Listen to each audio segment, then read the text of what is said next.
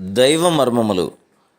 సహోదరుడు భక్తి సింగ్ గారి అనుభవములో దేవుడు ఆయనకు బయలుపరచిన దైవ మర్మములు. మీరు యెహోవాకు యాజకులు అనబడుదురు, వారు మా దేవుని పరిచారకులని మనుషులు మిమ్మల్ని గురించి చెప్పుదురు. జనముల ఐశ్వర్యమును మీరు అనుభవింతురు, వారి ప్రభావమును పొంది అతిశయింతురు. యెషయా గ్రంథం 61:6. 35వ శిఖరం. దేవునికి మీరు యాజకులుగా నుండగలరు. యాజకునికి రెండంతల ఆధిక్యతలున్నవి. ఏ అవసరం కొరకైనా దేవుని యొద్దకు వెళ్ళి మొరపెట్టవచ్చును. రెండవది, దేవుని వర్తమానమును ప్రజలకు ప్రకటించుట. యాజకుడు దేవుని సన్నిధిలోనికి వెళ్ళి ఇతర ప్రజల అక్కరల నిమిత్తమై కూడా వర్తమానం కొరకు కనిపెట్టవచ్చును. విశ్వాసులే ఇప్పుడు దేవునికి యాజకులై ఉన్నారు. ఏ సమయంలోనైనా ఎట్టి అవసరత కొరకైనా దేవుని సన్నిధిలోనికి వెళ్ళు హక్కు విశ్వాసికి ఉన్నది. ప్రభు అయిన యేసుక్రీస్తే మన మధ్యవర్తి అయి ఉన్నందున మరి ఒక మధ్యవర్తి మనకు అవసరం లేదు.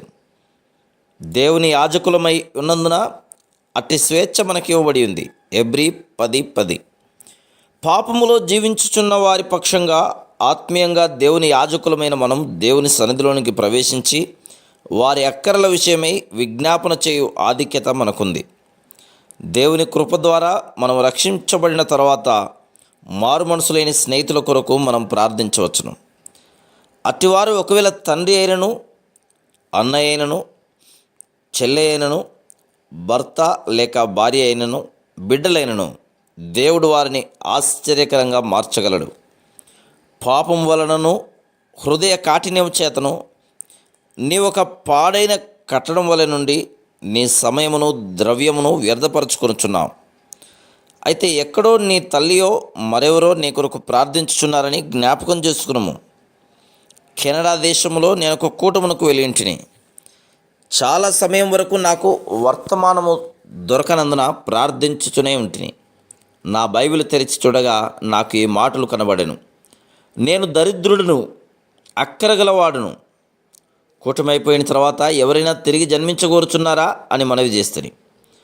అప్పుడు ఒక మనిషి నా యొద్దకు వచ్చి, ఈ సాయంకాలమే నేను తిరిగి జన్మించగోరుచున్నాను అని చెప్పాను.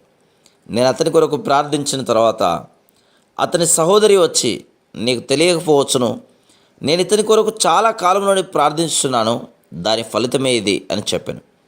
ఆ రీతిగా పట్టుదలతో కూడిన మన ప్రార్థనల ద్వారా పాడైన అనేక జీవితములు తిరిగి కట్టబడగలవు. Praise the lord.